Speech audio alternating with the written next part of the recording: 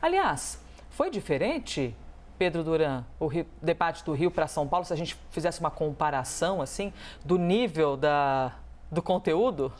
Foi mais semelhante do que diferente, viu, Elisa? Vou responder a pergunta da Basília, que ela falou que a Operação Água Branca é uma pergunta de 1 milhão, não é nem de 1 milhão, é de 234 milhões de reais. Porque é uma operação consorciada urbana aqui em São Paulo.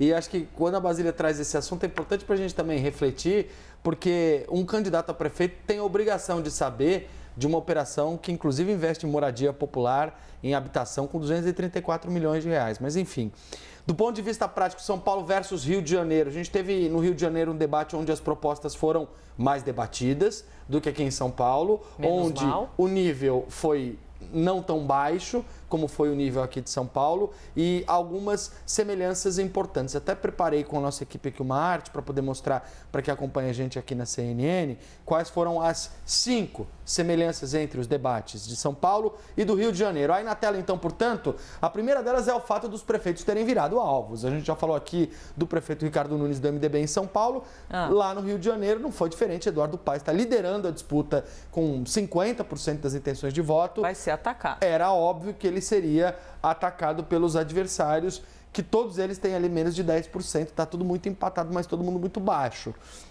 Você teve uma chuva de direitos de resposta, isso foi mais intenso em São Paulo, mas também aconteceu no Rio de Janeiro. Você sabe que essa é uma das métricas para a gente saber qual foi o nível do debate, né, Elisa, Clarice e Basília? Quando você tem um debate sem nenhum pedido de direito de resposta, é sinal de que nenhum candidato se sentiu pessoalmente atacado.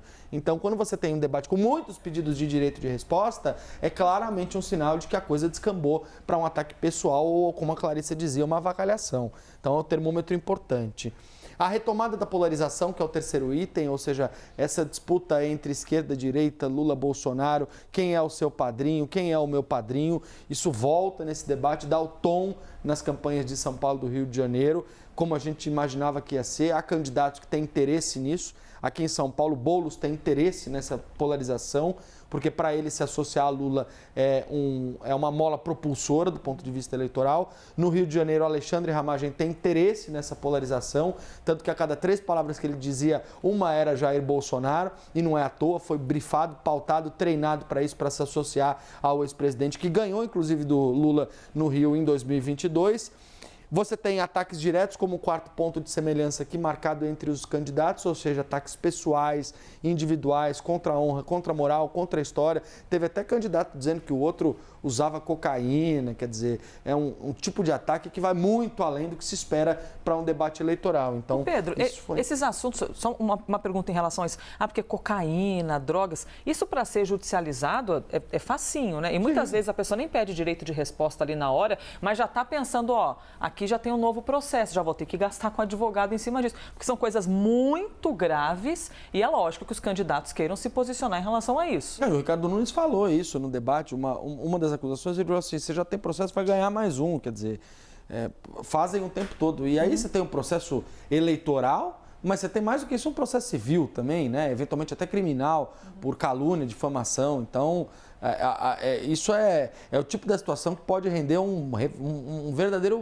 verdadeira dor de cabeça para quem faz acusação e não consegue provar, né?